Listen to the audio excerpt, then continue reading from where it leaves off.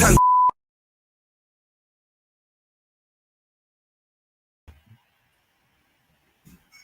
Welcome. Happy Ramadan to those celebrating. We're bringing you another New Spurs Order podcast from the Touchline Fracker banner. I'll be your host once again, Owen, aka X-Pac. I'll be joined once again by two lovely co-hosts. Firstly, Scott Hall, Yao. Hood up, ready to go. Yeah, man. It's still kind of winter. People need to realize, isn't it? And I've been in my cozy houseware for a minute now, and I refuse to change my stance on my cozy houseware till spring really kicks in. So that's why the hood is always up. You get me? And I'm not gonna lie to you, it's not really like, you see how George has had his fresh trim and all that. It's not that right there.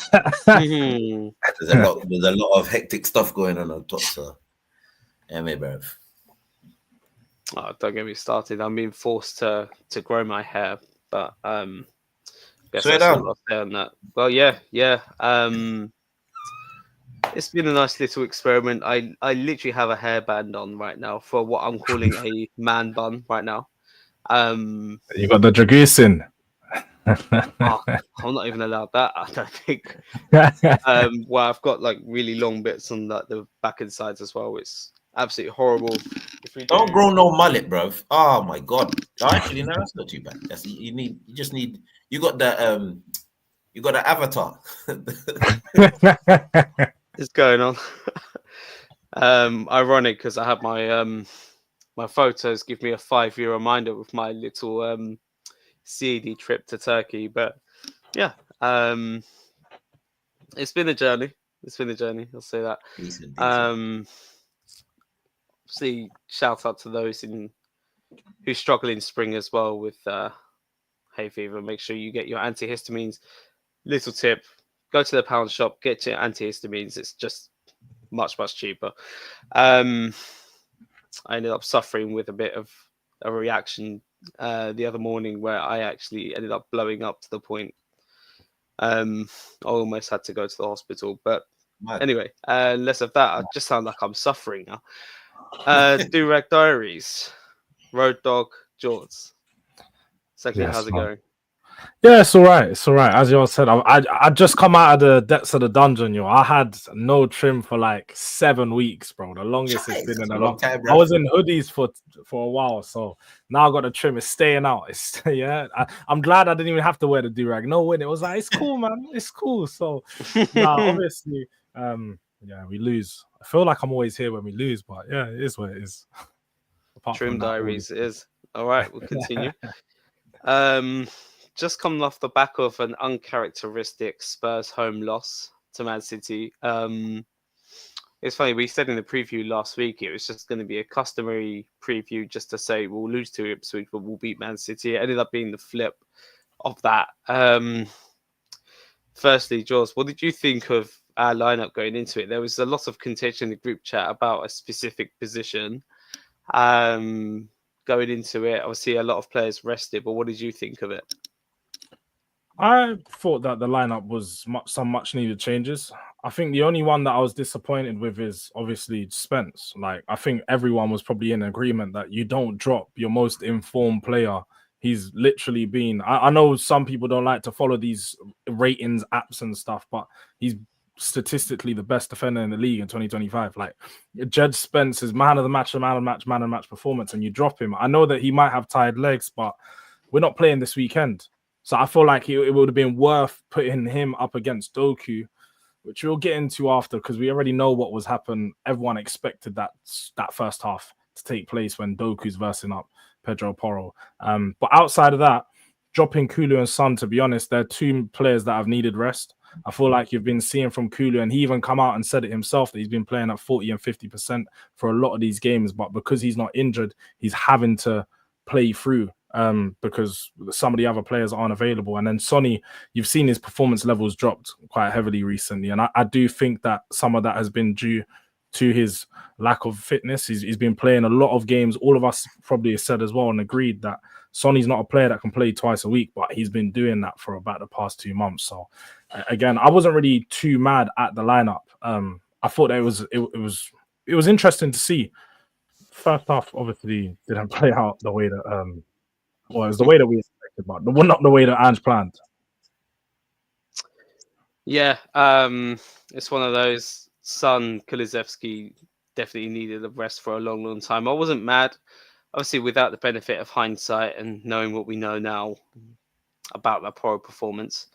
I felt like all three could need a rest. Like Spencer's been playing a lot recently. Like he didn't play for the first few months at the start of the season, granted, but playing wing back, running up and down, and literally playing every like 3-4 days for quite a long time now. Even if you come into that quite fresh, you know, that's going to take its toll. And all that said to me was just like, oh, okay, now you've gone from not being registered in Europe to probably being first choice now. So I look forward to seeing him against AZ Alkmaar, but we'll get into that.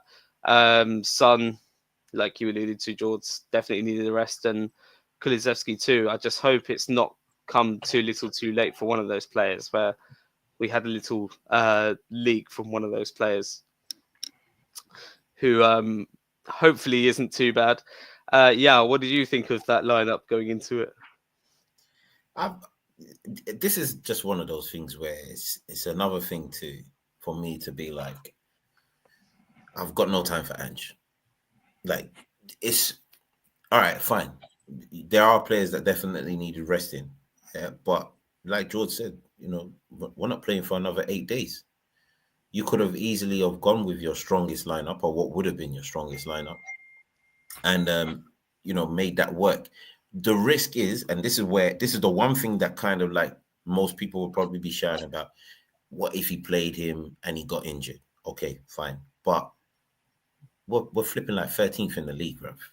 Like, I've heard a lot of people talk over, especially the last 2 months before we got knocked out of the cups. They're like, you know, maybe we should just focus on the cups. I don't understand this notion, and I never have. I've said it on every other podcast. I don't understand this notion that you can just completely like fob off your league performance and hope and pray, you know, that you're going to just steamroll any cup competition and get back into Europe. Like we've never got past the quarterfinals. I don't even think we've got past the last 16 in Europe, in the Europa League. Forget the Champions League, that's a different story. We've had wonderful nights in there. But in the Europa League, I don't even think we've gone any further than the quarterfinals. Yeah. Maybe a semi. I feel like we've gone to a semi. Never been to a semi. Not for a long Never time. been to a semi. Everything you're thinking about in terms of like great European nights is in the Champions League. It's not in the Europa League. Who have they gone out to in the quarters? Was it one of them? Basel. Was PSV? Was it Fiorentina? It was Basel. I remember that. And Basel as well. Yeah, Basel was one. PSV was one. Yeah. I think the year we went out to PSV, Gomez was even in goal for them. Like, yeah, we haven't had a great run of things in the Europa League. So this notion of, we're just going to steamroll it because they say we're one of the favorites. I'm like, I don't believe it. Obviously, we have to wait and see how things pander out. But the FA Cup, we went out of it very disgracefully. The Carabao Cup, we went out of it very disgracefully. And you went out of the Carabao Cup disgracefully.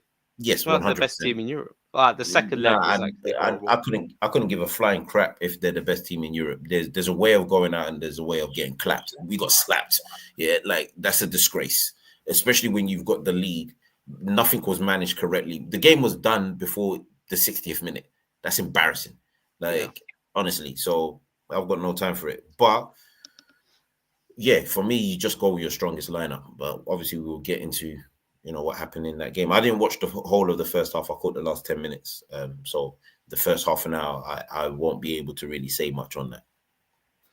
Fair enough, George. Coming to you now, what did you think of that first half performance then, with Pep looking like he just kind of threw caution to the wind, went a bit 4-2-4-ish by the looks of it, or it looked like a classic 4-4-2 with just wingers going at our fullbacks and then Marmoush and Haaland just tried to cause havoc up top. I sort of expected it. I expected the way that it played out, to be honest. With Marmoush, I've said, man, when they signed him, he's going to be a top player. And you haven't really seen him use Marmoush with Haaland. It's usually been him or Haaland as most of his time since he's been here. And And when he has played with Haaland, he's sort of been deployed off of the left or something like that. So having Savinho, Doku, and him, and then sort of him playing, like you said, that he's sort of like a shadow striker role. I knew it was always going to cause us problems, but Doku against Porro, like, what more can you expect? Bro? You saw what Doku done last week against Trent. He done the most take-ons ever in a Premier League game, 15 in one match. How can you beat your man 15 times, bro? Like, what? How can you do that in one game? He's feeling himself. But the one thing that I'm seeing fans go mad and be like, yeah, like he beat him. But Doku's one of those players, similar to, I think, Luis Diaz, but he's improving a little bit of it. They've mastered the art of doing a whole lot of stuff, but a whole lot of nothing. Because they'll beat their man, and then when they get into the box, what do? He's whacking it over the bar. He's not making the right decision, not making the right pass. They did have a few good chances. You can say they could have scored 2 or 3, but at the same time, big Vic single. They sit there and try and tell me Vicario's not one of the best goalkeepers in the league. I tell you, when it comes to shot stopping, I don't really think there's many better than him. You could probably maybe say Alisson and Raya, but outside of that, maybe Martinez as well. But outside of that, there isn't any goalkeepers that are better than Vicario for his shot stopping. So it's what you expected. I think Archie Gray and Danso, it's one of those ones where you can see that the partnership's new. There's still lacking a bit of communication. And the goal that we conceded was a goal that, I don't know, man, we've seen. I feel like I see this goal repeated against Spurs over and over. It's just a pass across the box. So basic as well. And you saw it literally, there was no defender blocking that lane. And it made no sense. Like the defending is just always basic mistakes, and it's something that's been a part of Tottenham for a while, the past couple of years. So it's coaching, players. You can make all the excuses you want, but I think you have to look at the coaching, and you have to just say that it's been a fail on that side, because there hasn't been an improvement on it, especially in the last 2 seasons under Ange and his team. But yeah, outside of that, I feel like the main problem for us going forward is we wasn't connecting the ball to the front line. We couldn't find Tell. We couldn't find Odegaard. Whenever Tell was getting on the ball, he was a bit raw, but at the same time, we didn't get him. I think in the first 30 minutes, our whole front line had like 8 or 9 touches on the ball each. Like we wasn't getting the ball out to them. So Man City dominated us, but I'll be honest, that was expected. I just knew that they wasn't going to continue that and do it for 2 halves like we saw. Yeah, I felt a little bit sorry for Tell. He's not, in my opinion, mature enough to obviously... and it shows, to get into the rhythm of the game whatsoever with limited touches. I still think at this stage of his development, he should probably be playing out wide with the license to get as close to a striker as possible. But we'll get into it. I think Bergvall had quite an excitable first half performance where he was just kind of running or over touching into traffic quite a lot. I thought Odegaard was trying whenever he got the ball, but again, like I feel like he was just dribbling centrally and into traffic far too often instead of kind of going on the outside more often or using any of the runners. He seemed to just kind of want to try and feel out the game a bit more by taking more touches and just trying to work it into the middle of the pitch more often. I did feel like he improved in the second half, but I'll come to you. Yeah, what did you kind of make from performances from players like Odegaard and especially Tell? Again, your striker insight is valued as always. I think with Tell, especially him being 19, he's not. Listen, there's not a lot of 19-year-old footballers in the last, say, decade that have like burst onto the scene and are like running like the game. You know, there's been a few that you might be like, oh, that's a prospect. You know, oh, that's one. Mbappe is obviously the loudest name that you're probably going to shout out about. But, you know, you can't really compare the striking world or the strikers of today to strikers of 20, 25 years ago. You just can't. You know, there was a plethora across the whole of Europe, across the whole world. There was a plethora. There isn't so much. It's almost like the skill or the art of being a top striker is kind of dying, and it's all everything is all system based. So, you know, more of your wide men and more of your more attacking midfielders tend to do a lot more of the work. And if you've got a real gunslinger up top, you're laughing, but there's no real gunslingers up there. So for Tell, this is the hardest league he could have come to. like for his development, like legitimately. It does. I know people be like, oh, you know, he wouldn't have this problem at City. He wouldn't be starting. Like this is not the league for his development. Not saying that he, you know, we should get rid of him and stuff like that. But he, just like you said, he needs to be embedded into the team correctly. I believe, just like you said, he should be on the left and work and, you know, get a better understanding of, you know, the more striker role and stuff like that, if that's where he wants to end up later on in his career. But he should look at similar players that, you know, started off wide and ended up as central strikers. Ronaldo is one of the biggest world examples I could give of a player that was literally a left or right winger and ended up as a striker. The same goes for Henry. Most people forget that Henry actually started out as a winger and then converted into a striker. So there are like examples that he can use as a base to like not be so deterred for being used out wide, where he can be actually quite effective. And we've seen it in some of the cameos he's made, that when he does pick up the ball from a wider position, he does the driving at defenders far better than what Son has done all season.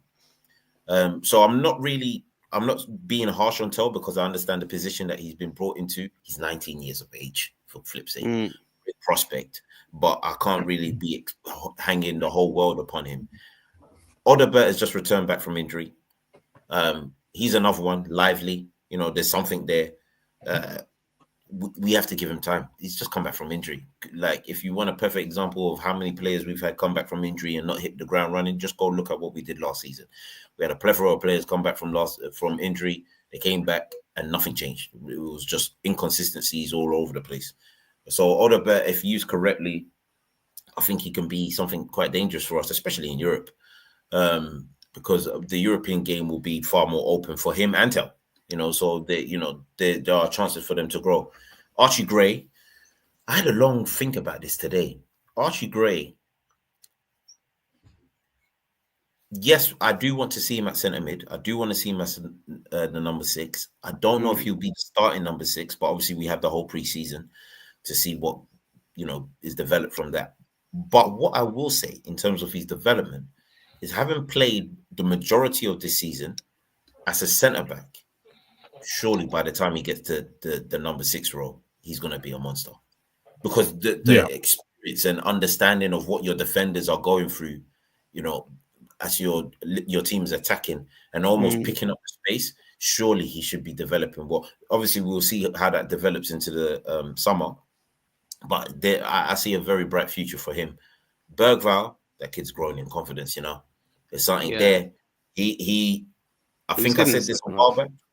I think I said this a while back, but I'm not sure if I said this on a podcast or not.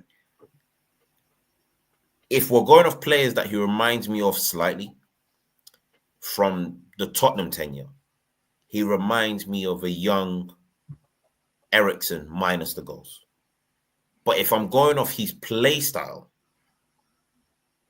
not to the same level. Now, let me make this. I know who you're gonna say, but I know people are just gonna try to take it left, so you don't want to like put him in the same. And I see it too, bro. The fact that he can play all of the positions, he looks comfy. It's looking like Frankie De Jong out here, you know, right? Yeah. And for me, I'm like, okay, I'm not saying he's to the same level, because we've seen what Frankie's gone on and done. I know he's injured and all that kind of stuff, but we've seen what he's gone on and done. But this kid, yeah, in the Man City game, especially in the second half, there was a touch he took.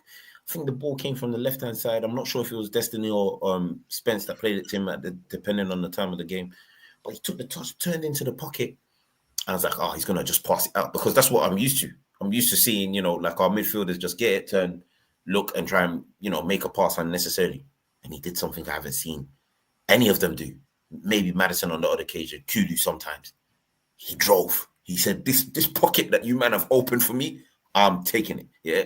He drove right into it, retained the ball, passed it out wide, and we were off to the races again. And I was like, for flip's sake. That's the problem with modern day football today. Yeah. There's not enough players looking at the picture and being like, all right, this is what the manager wants me to do, but this is the better avenue. Like, and he seems to give me that belief that that's how he's going to start looking at the games. Listen, next season, I'm not going to lie to you, man. Somebody, I don't know who, but somebody's chain is already gone. Them man need to fight out amongst themselves to decide which chain is gone. but Bergvall is a starter. It's funny next season. because if you go back to what I said, because there is a video we put out at the start of the season. Javed put it together. I said, Madison, your chain will be snatched by Bergvall. Not just say I'm Madison gonna run played that clip 82 somewhere. minutes. I'm gonna find that clip. He played and it's 82 gonna- minutes. He's going to complete that 90 minutes soon. 82 minutes on the clock. Yeah, he's soon to get it. Maybe he will. I feel like I feel like yesterday, or one of the things that was one of the problems in that game, and Pep pointed it out, and he's pointed it out, and I was just like, it was so obvious. He was like, "Why does Udogie and Spence play at 100 miles per hour? He like, why don't these guys calm down?" He said because he was asked what he spoke to Spence about. He said, "Why don't you calm down when you play?" And it's because of Ange. Ange's got these guys just thinking that they need to bomb. Just as soon as you get the ball, fly. Don't even stop. Just as soon as we get on an attack, run forward. And we saw in the Ipswich game, and even in the City, it's the first thing we do, our first action, especially early on in games, in the first 15 or 20 minutes. And why we open ourselves up so much to the attack is when we just fly forward. But taking it back to Bergvall, but Bergvall has been class. I feel like he's been literally over the last month or so, definitely our most consistent midfielder performance-wise. I feel like he does the job of covering the field, and he's one of the guys that give us confidence and calmness in there. Because I feel like one thing we've missed when Madison's not playing is someone to slow the game down. Bergvall does that. He knows when to slow the game down, but also, like you said, when to drive into those positions and punch the ball in there. Yeah. So, but Bergvall is really good. But on Tel, I do feel like a lot of the criticism it's just so unjustified. If you look 19. At what Ange, he's 19, but also you look at what Ange said. Ange said he identifies that he's young. He's not a player like Solanke, but he's trying to use him like Solanke. So it doesn't really make sense because you've got him trying to get the ball with his back to goal, dropping in the middle of two defenders. He's never going to thrive like that. It doesn't work. It doesn't work. You even need to play him on the shoulder of defender where we're always going to try playing the transition and playing him in behind. Or like you said, put him in the wider areas where he can get confidence and getting the ball at his feet and build that confidence up into the game. Because I feel like right now, where he's such a passenger and he's not getting into the game, he's frustrating himself. So when he's getting on the ball, he's forcing himself to impress. But then because he's forcing these decisions, he's not looking good. There's so much pressure on him. So I feel like he needs to get the ball or be played out on the right or left. But hopefully we'll see that soon when Solanke comes back, because I don't see a striker in him, not at this age anyway. You know what's mad? It's not even that not seeing a striker in it. Yeah. In fact, Ange saying that is another reason why he should just get sacked. Because, like, what do you mean? Like, you're trying to utilize him as Solanke? Change up your damn. This is why man can't say jack about Ancelotti. Nobody can turn around and be like, "Oh, it's only because he's at Madrid. That's why he's winning." Never in your life let that come out of your mouth, bruv. Yeah, Ancelotti looks at the players and says, "You know what? This is what your skill set is, bruv, and this is how you're going to use it in this team." He don't do none of this. Nah, Mbappe, I need you to look how the start of the season went for Real Madrid. Like, man were like, "Oh, Mbappe ain't do," bro. Mbappe was scoring goals. It just didn't look good because man were trying to figure out what's really gonna work for you in this team. And when he figured it out, haymakers. We just saw what he did just last week, bro. Just haymakers. Yeah, I don't understand how Ange can sit there, look at our squad, and you're right. It's not just, and the thing is, this is why, hilariously, I'm going to actually say something that's going to defend a particular player that I don't respect, I don't like. This is why Porro gets caught out. Because the instruction is to bomb immediately once we've got the ball. Porro is the one out of all the fullbacks, yeah, that's easily caught out. Like, everybody else seems to find a way to get back, maybe because they're faster or more athletic. But Porro, I feel like Porro's actual footballing IQ might be lower than him. So when he definitely is. Definitely. That's not even a question. He doesn't bomb with the whole like, "Oh, I'm gonna bomb with caution." He just bombs. Yeah. It's like, yeah, it's a straight line, man, I'll go there. Yeah. And I'm like, all right, cool. And that's why he gets Porro's. I think this is why Ange likes young players, because you can manipulate a young player to just listen to you and do that. Whereas an experienced guy will know, oh, do you know what? Why am I gonna bomb forward? We're winning the game. Let's just slow it down. Let me like make my own decision. That's why we need leaders Let on me the breathe. pitch, because leaders on the pitch make those sort of choices and speak to players Exactly. and tell them when to calm down. But there was one moment as well when you talk about lazy players. Timo Werner, I can't believe he got another opportunity. I saw him when he lost. Do you see when he lost the ball in like the 90th minute? Where he had that opportunity, he got it out to him on the left hand side, could have put the ball in, just runs at a player, loses it. You're seeing Jed Spence bomb all the way back. He ran all the way forward and then ran all the way back. Werner's just walking. He's walking. I'm like, no way is this guy getting. He shouldn't be seen in the Spurs shirt. Werner knows that his career is done. Finished. Like it's not just done at Spurs, it's done in world football. Werner, when he returns to Germany, he better get ready for Oktoberfest. They're gonna need beer carriers because football ain't for him no more. Fair.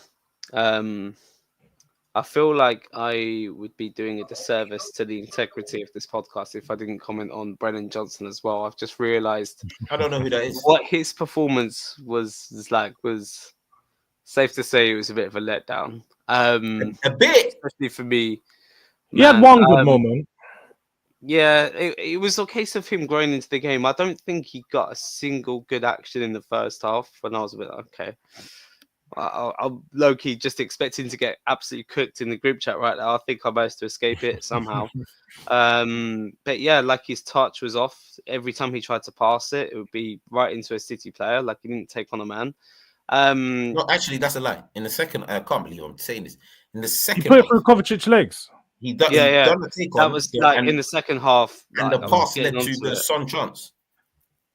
Was that the one that led to? And there was another was one a good where action, and after Kulu blocked it as well. That he looked competent. To be fair, listen, I can't up until that moment. Johnson, sorry, because he can't. I was scared. The whole running pass, so, brother,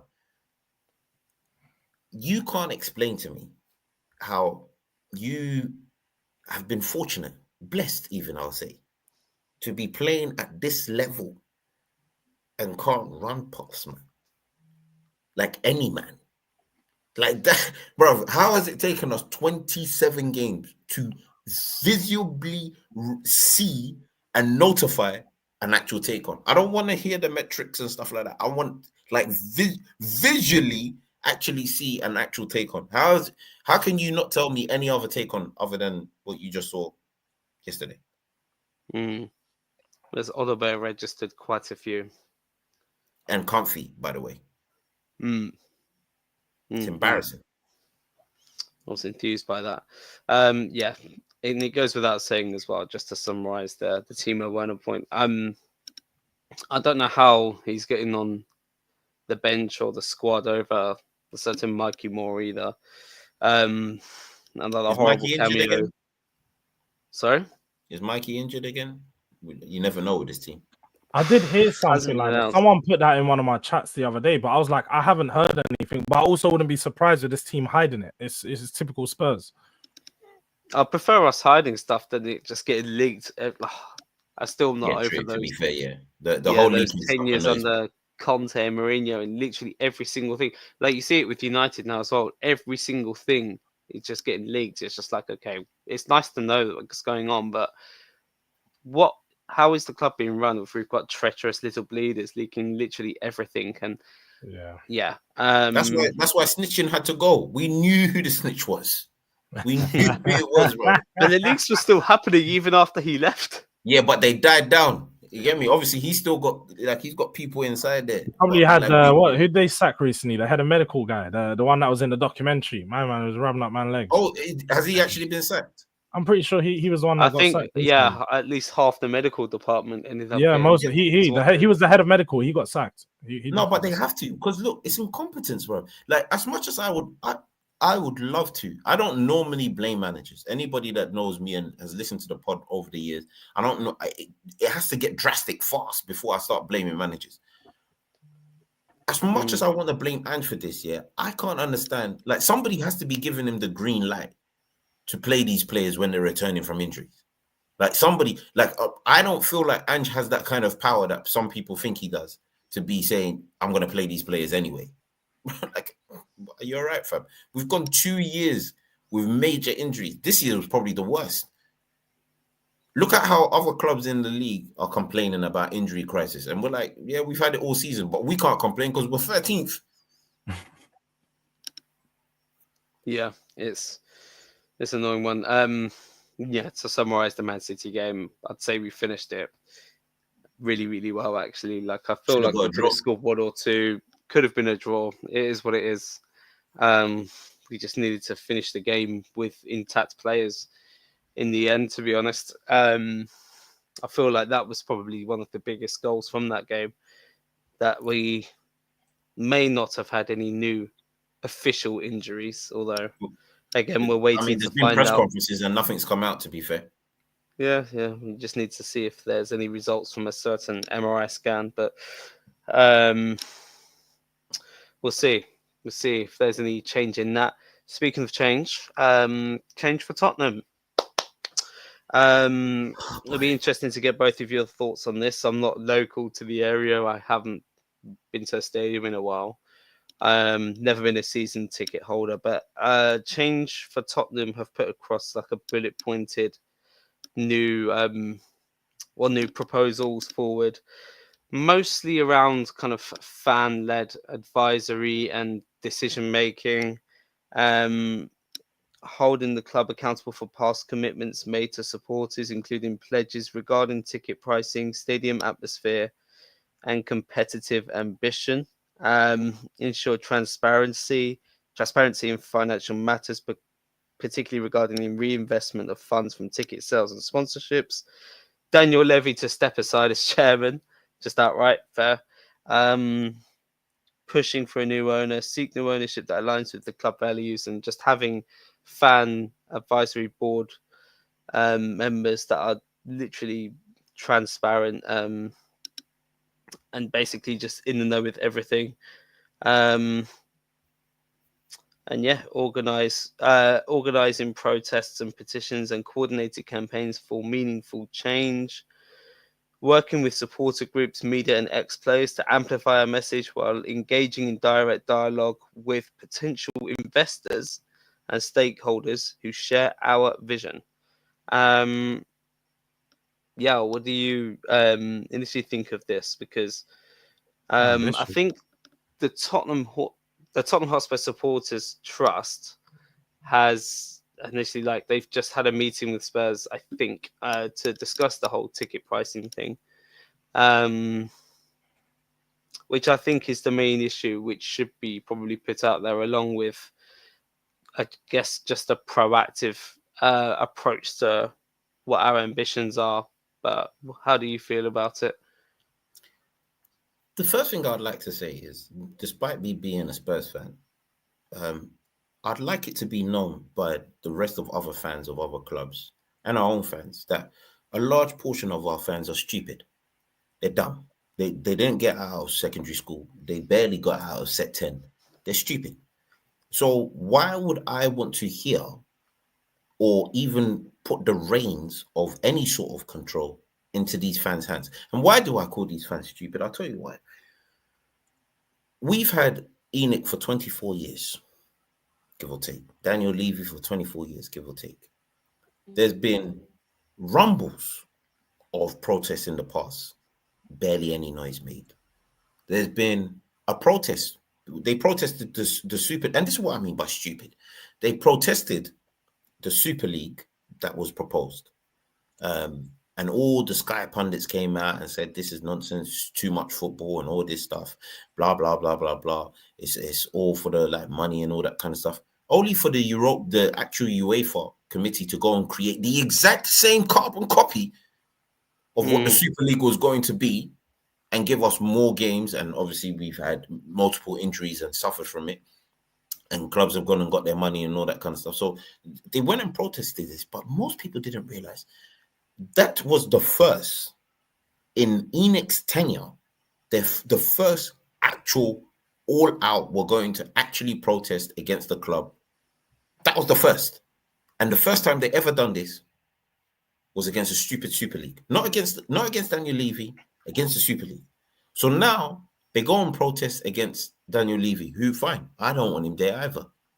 But these fans have had protests in the past, and it was just a jolly long. It was a sing along. Man United fans, they went into and broke into the stadium and flipping had a kickabout. That's a real protest.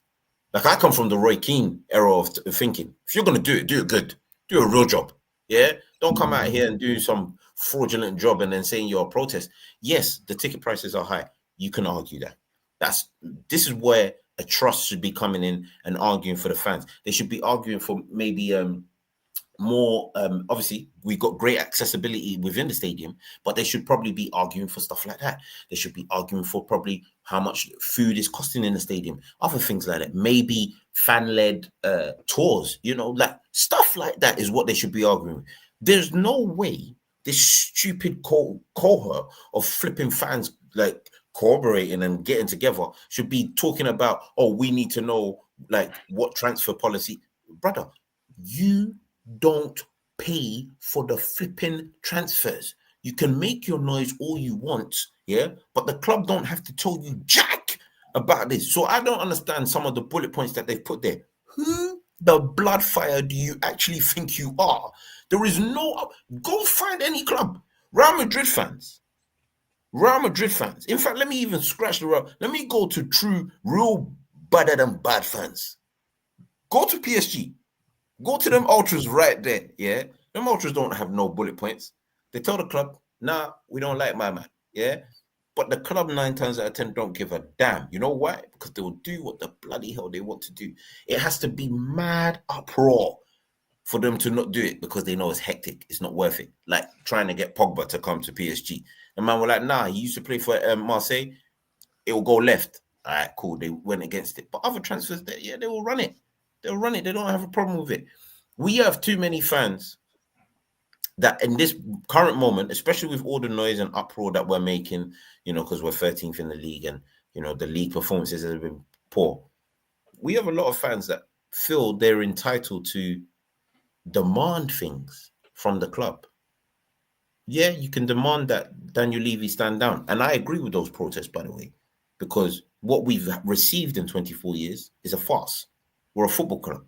We should want to achieve like trophies or at least compete for trophies on a regular basis. So it's the board's job to go and get the right players, the right personnel to allow us to achieve that. Well, the slogan is to dare is to do. What have you dared to do since we've gone into the bloody stadium? Legitimately, like, don't come and fool me with no 400 million spent in the last 12 months, because I can literally point to us making to the Champions League and 18 months before that not spending a penny. Harry Kane was our only main striker when you could have got an actual real gunslinger behind him to make him believe, it's my job ain't safe around here. You've allowed the club to run Son into the ground because he hasn't had nobody challenge him on the left wing for yonkers. That's poor running. That's poor planning, as we like to say. We've now gone 2 seasons knowing that we needed a 6, and we haven't. We've had a man that sniffs balloons and another man that keeps getting in trouble or suffering from concussions from diving headbutts. What are we to do with that? Like, legitimately, the club has not been run efficiently. You can argue this stuff, but you can't demand to be told what's being done with certain things. Ticket prices, listen, these might want to believe that ticket pricing goes towards transfer, all right, such as life, innit? I'm not even going to sit here and argue with you. But what I'm not going to be listening to whatsoever is these men demanding X, Y, and Z. Demand the stuff that needs to be done for fans, young fans, elder fans, and even ticket prices. Those stuff you can demand and obviously argue against. But don't come out here and telling me that you need to know like what's going on with the money and all. Bruv, you don't run the club, bruv. Shut up. Yeah, I would like it to come across a little bit less like it's an entitled / power grab. Like, I agree with a lot of these sentiments. Like, yes, ticket prices need to come down. It's a bit nasty. Like, I think Change for Tottenham and another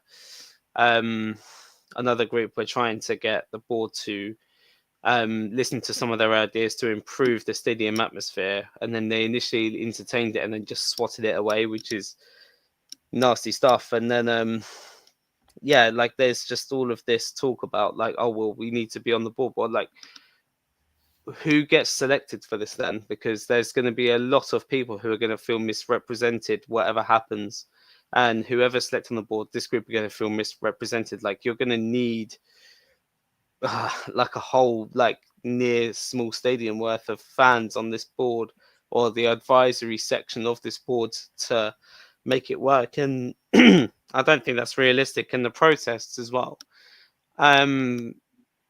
Like I saw the last protest we did, and I was thinking, it sounds a bit harsh, but if I'm the board, I'm not taking it seriously because there was a lot of mixed messages, and at the end of the day, like they're still paying money into the club. Like there Exactly. needs to be, because Change for Tottenham have got a really good following by the looks of it, and credit to them, that there needs to be a more coordinated effort to boycott certain things in regards to giving the club money. Like, okay, you can start not going to games for one, easier said than done, right? But boycotting the club shop merch, boycotting drinks after the game when we lose at home to relegation fodder. Quite easily done, I think. So, yeah, like put your money into some of these local businesses, whether it comes to drink and food before and after games, club shop merch. Like they just needs to be more of like a message to boycott some of these things, because this is actively what the club are trying to get people to do, aside from paying these high ticket prices. And until you hurt their pockets, they're actually just not going to listen to you, regardless of whether you agree with it or not. George, what do you think of this whole thing at the moment? I think it's one of those ones. Literally, both of you have said it, and I agree. I feel they've made some really good points, and some points that I feel like many fans would agree on. But then they're overreaching, and that entitlement just it comes across. It just comes across like arrogant, and it's like why would you even put that in there? Because it sort of discredits a lot of all the other points, and then it's going to be like, why are we going to listen to you if you feel this entitlement that you should know about transfers? Like, what do you mean you should know about transfers? You've got no qualifications. Like unless you're saying someone from Change for Tottenham or someone is like has worked for another football club of a high level, then maybe you can have a say. But then you need to talk about actually working for Spurs, not working for Change for Tottenham and being an advisory to Spurs.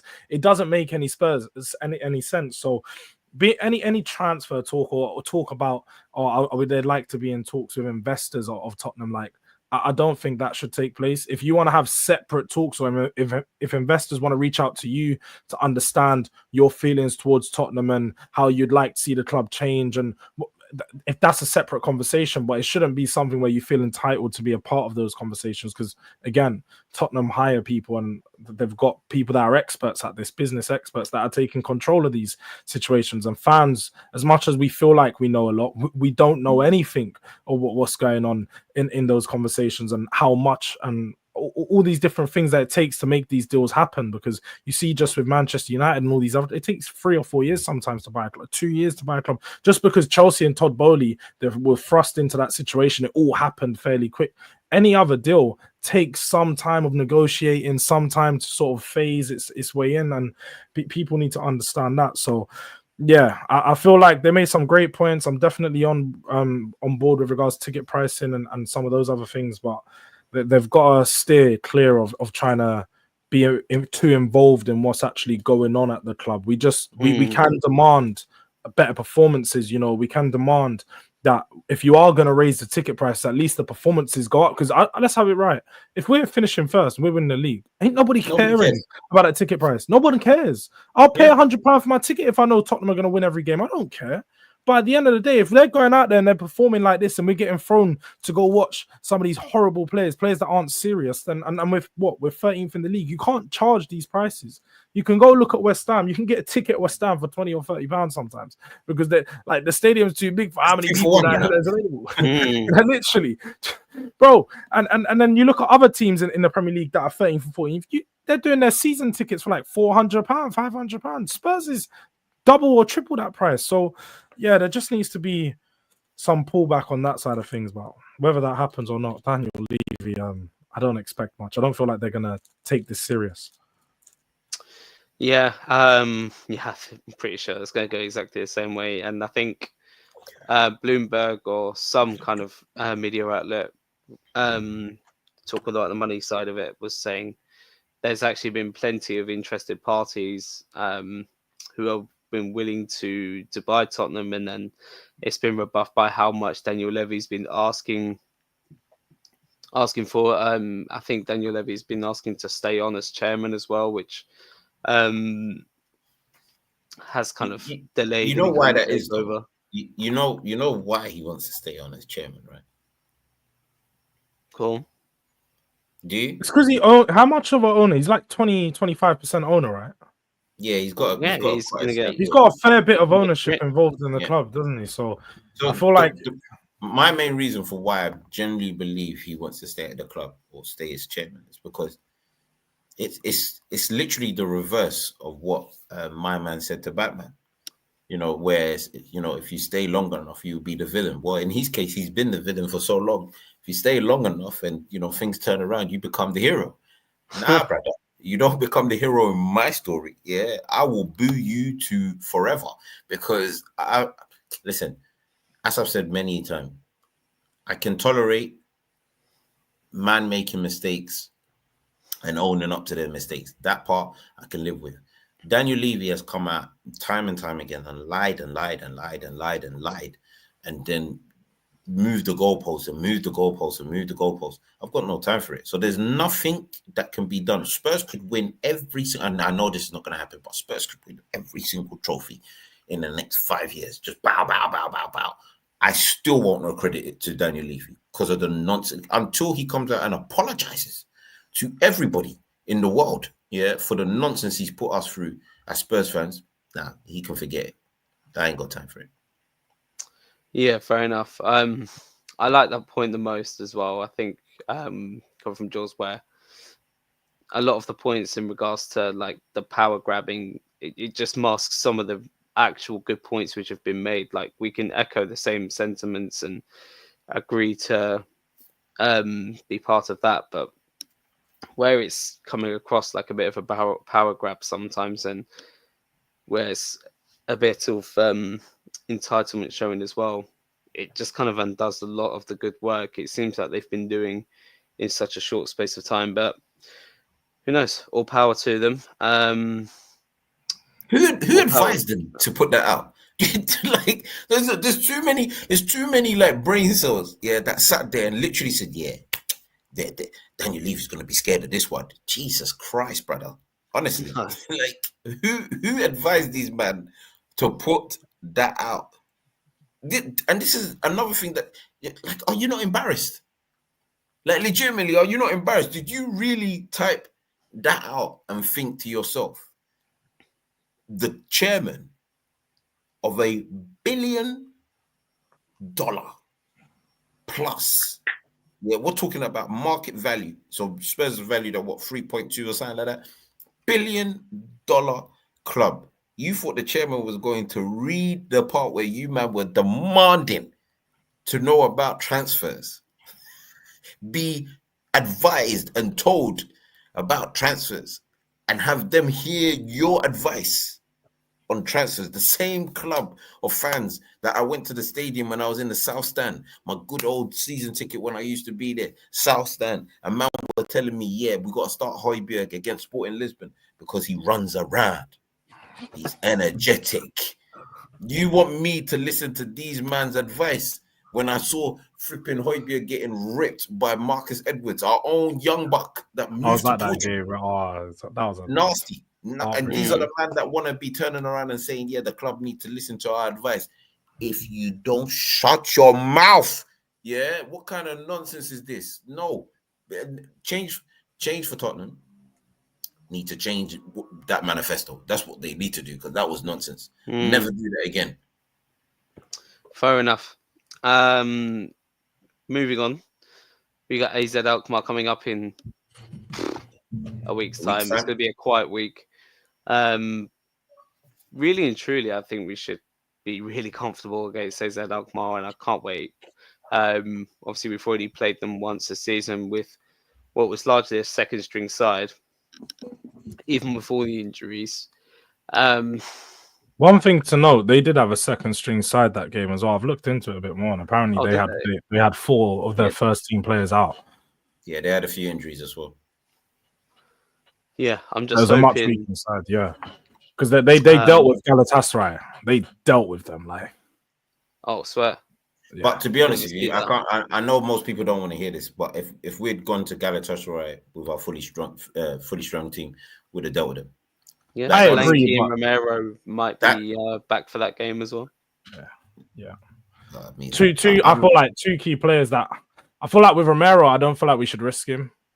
If Romero has taken so long to come back, I don't want him to come back and have the same problem that he did the last time, or that Van de Ven had the last time we rushed him back. I feel like Van de Ven should, Romero should probably be saved for that Bournemouth game. But if Solanke is ready, I think you throw Solanke in that game because he hasn't been out for that long. I doubt the injury has affected him that much. And even if you can get an hour out of him or 55 minutes, it'll be key to get a few goals away from home because we know, just as Spurs fans, like you pointed out, yeah, like we generally don't have a good record away from home in Europe. It's terrible. So we need our best team available, but we also don't want to risk are we a player away like first leg Romero. or home first leg? Away first leg. We get the second leg at home because we're the A team, innit? Like we're already qualified. So we're at home in 2 weeks. But yeah, so I feel like that first leg, if we can get a few goals in the first half, take our lead, and then take a break, because that Bournemouth game again, it's another key game. Like every game we play now is a key fixture because Bournemouth's above us. It's we have to get 3 points, and we're 9 points off 10th at the moment. We've got a game in hand on Aston Villa, albeit, but 9 points off 10th. Like, bro, it's crazy. Madness. Aston Not even Villa are a scary European team as spot. well. 10th. And man are telling me if we could just go all the way in Europa, it would be a great season. No, it would not, bruv. My head is spinning. Like, what is wrong with people? I don't understand this. Look, I've said this before. I'll say it again. If you finish in the top 6 and you win a cup, have a parade. Have an open bus parade, whatever cup it is, like, enjoy it, live life, have fun. But if you finish 7th, 8th, 9th, 10th, there is not a cup. No, there's a parade for Europa League. I'm sorry, there's a parade for No. I'm not going to. I'm parading in Europa League. I'm telling you not right now. parading no Europa League. You man can go. You're saying this haven't now. even won a European trophy Wait, before. bro, you're older than there. me, so you've just like you've probably seen an extra trophy, bro. It's been a while. You're telling me in what 17 years you're not celebrating that, bro? I'm celebrating. Yeah, No. you are. I'm not. I'm going to that parade. I'm having the best day. I'm having the best day I've had in 25 years. I'm telling you. Nah, you man are going to the parade. You know why I'm not going to the parade? I'll tell you straight up. I'm not going to no parade for one simple reason. I'm old enough to, fine. I didn't fully immerse myself because I was too young at that point, but there's photos around, in the old photo album and all that kind of stuff of the 91 FA Cup. Yeah. So, but I didn't know where we were at that point. The Worthington Cup that we won in 99, I was like, yeah, we won a cup, but I know where we finished that season. I know what Spurs were that season. Yeah. And I was like, like I didn't even go to the parade for that one. But I celebrated that one because I wasn't really I wasn't fully immersed in sports to the point where I was like, all right, this is my idea of what sports should be like and all that kind of stuff. However, the 08 Carabao Cup victory, I didn't even watch the game. I was that vexed with the season. I was like, I'm not going to watch this game. Couldn't be bothered. Finally, we ended up beating Chelsea. Obviously, I watched the highlights and everything. I was like, yeah, cool, we won. Do people remember where we finished that season? Just for context. Yeah, it was 11th when I 13th. We finished 12th. Yeah, I remember it was one of those. We finished 12th. So the Carabao Cup win was in February. Yeah. And we just stunk up the rest of the season. Who got sacked halfway through that season? That was Yo, no? That was in Yo got sacked. No. I think, was it Yo? I can't. No, Yo got sacked. No, Yo got sacked at the end of the season. That's what it was. And it was Juan de Ramos' first season, isn't it? Yeah, it was Juan de Ramos' whole season. So my whole thing was that, nah, I'm not doing none of this. I'm sorry. Yeah, I've said this in the group. You man know what I'm saying. I've said this multiple times. I can't do it because all of our previous cup victories, we haven't even been in the top 10. I'm not doing it. I'm not doing it. Like, I don't care if it's Europe. Honest to God, like, all I'll say is well done. We're in the Champions League next season. Try and win another cup, but finish in the top 6 for flip's sake. That's why when I heard United fans, and I know not all of them are like this because they've had glorious years, yeah. But when I heard United fans celebrating like 8th and the FA Cup, I was like, how the mighty have fallen. How dare you? This would have never passed in Ferguson's time. You think Roy Keane would have gone to an open top bus, having finished 8th in the league? No chance. Impossible. Impossible. Yeah. Now, I'm not saying that man can't go out there and celebrate. Go out there and celebrate. I'm just telling you, man, I'm not celebrating. See my children, them? Yeah.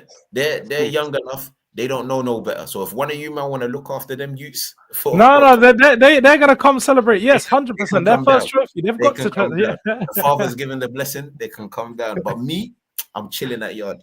I'll wait for them to arrive back. It'd be interesting though.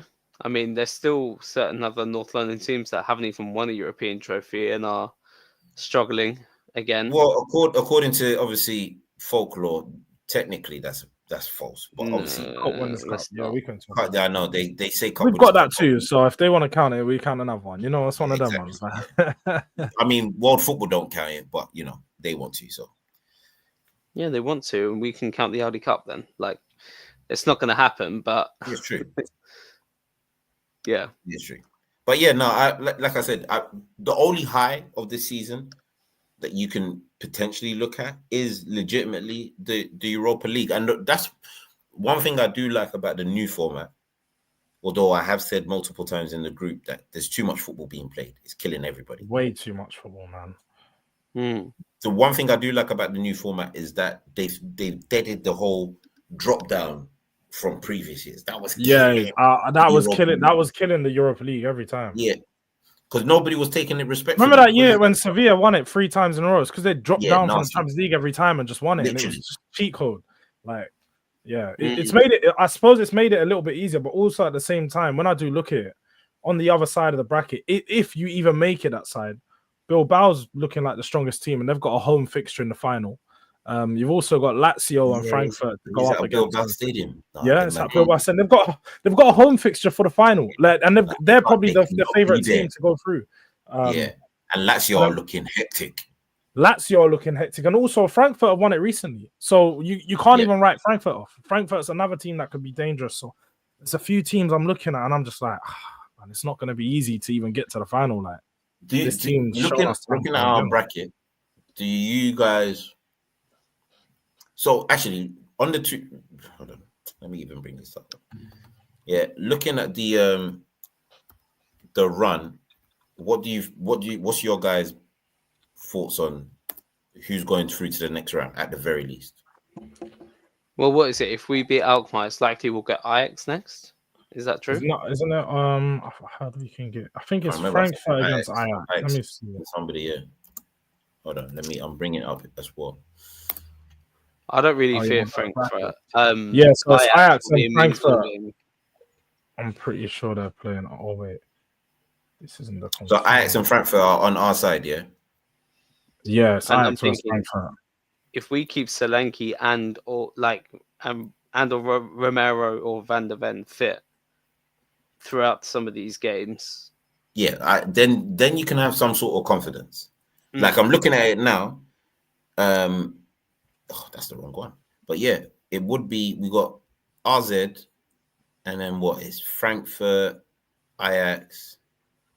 Boy, this is bloodfire to Bambara. Yeah, and I think Rangers is on the other side, maybe. So I think it's Olympiacos and Bodo Glimt, but they're gonna face Lazio probably. And then you would get literally the route is probably I'd say Frankfurt, Lazio, and then it'll Bilbao. That's what I would expect, unless there's a surprise between Fenerbahce if they beat Rangers, and then obviously they've got Roma or Atletico Bilbao in the next round, so he could be facing. It's Mourinho, innit? You never know what to expect of him. I'm saying this right now. I don't care what team we put out. I don't want to face a Mourinho team. Not across 2 legs. The Italian team either. I just don't want to face them. I don't want to face anybody. I just want them to hand us up. Just let me go about my business, please. Yeah, but I don't want to face no Mourinho-led team. He's just got mad judge in flipping Europe. I don't understand what the problem is. I'd love to though, just for the sake of knocking him out a trophy. Yeah, obviously, because then you got the bragging rights, But I just don't like it. Like looking at the looking at the list, this is, I mean, how have they done this? So I don't know about this Mourinho judge in Europe, by the way. I mean, what happened in Zagreb? I'm more concerned about it just being a mean small game because obviously we sacked him what before happened in the final. Zagreb is Tottenham. Spurs. I'll be real. That's It's Spurs, man. Spurs. It's That you Spurs. can't listen. If you want to attribute anything to managers, yeah, all you have to do is look at. He took Roma to 2 finals, bruv, back to back. Listen, people, Roma have been dead for yonkers. He took them to back finals. Nah, it's definitely Tottenham and Daniel Levy. But Roma haven't had shit teams, to be fair. Yes, they have. No, to be fair, they've been fairly meaty. He is right. They've not been a competitive team in Serie A for a long time. There is no way. No, not in the league. But I wouldn't say they've got a Roma bad should team on paper. Roma should never be Mourinho's tenure. in even Mourinho's stint. Because you're looking at how they got there. You're looking at the players that they had. Roma in Mourinho's stint, there is not a chance in hell they should have made it to back finals. No way. Who did they lose to in Europa League final? Who did they lose to in the Europa League? Was that the Frank? No, it was West Ham lost to Frankfurt. They may have lost. Was it Feyenoord? I think it was Feyenoord. Yeah, I think it was Feyenoord. Sevilla. Oh, was it Sevilla? Yeah. Okay, Faz. Yeah. I mean, not gonna lie. Shame in that, really. General, like they're winners, but yeah, looking at the draw, penalties. Yeah, because it went all the way. Looking at the draw that I can see here, if I'm correct, we are where are we? Ajax, Spurs. Why is everything that I'm trying to find have it doesn't have the confirmed thing? Yeah, but it's Ajax versus Frankfurt. I know that, and then it's Bodo Glimt versus Olympiacos, Victor Plzeň versus Lazio. I just remember all those teams made it because I'm Lyon and Rangers all on the other side, and Bilbao's. I mean, for me, it's like, bruv, we legitimately. I think it's a very hard. Yeah, I finally found it. So on our side of the draw, we got Lazio. No, our side of the draw is nasty. It's nasty, isn't it? It's nasty, bro. Yeah, and you know, even if you want to give like a dark horse to potentially like that Bodo Glimt, they'd be a tough game for Lazio, yeah, because they're actually really dark horses. They have some good games in Europe, but even then, like, I don't expect it to be too much of a problem. We've got they need to step up because like Olympiacos. That Lazio game, I feel like Lazio is just gonna like. I would love for all the like Frankfurt. I need Frankfurt to lose to Ajax. Yeah, I know most people are like, oh no, I'll take Frankfurt. Nope, we want Ajax. Like we will punch up Ajax. Like that's I'm not even playing about. I'm not gonna lie, as bad as our side looks, yeah, and it's tough. I'm not saying it's an easy run. United side is nasty. No. This season, Sociedad will cause problems. They cause problems. They're not Sociedad, Fenerbahce, possibly flipping Bilbao. Nah, they got Basel as well. Lyon, hectic. That whole side is left. Like we've legitimately we've got teams that we could be on our side, but whether we do it is another story. Indeed, it is. All right, chaps, thank you for telling me this, but I guess that wraps it up. It's been great. Thank you to all those that have been viewing, especially live, listening to the audio version as well. Again, keep a lookout for us on the socials, on X, on TikTok especially, putting out content all the time, putting out little nuggets out all the time. And yeah, we'll see how we get on in the Europa League, and hopefully that last segment didn't kill your enthusiasm as much as it did mine. All right, guys, take it easy. Take care. Good one, man.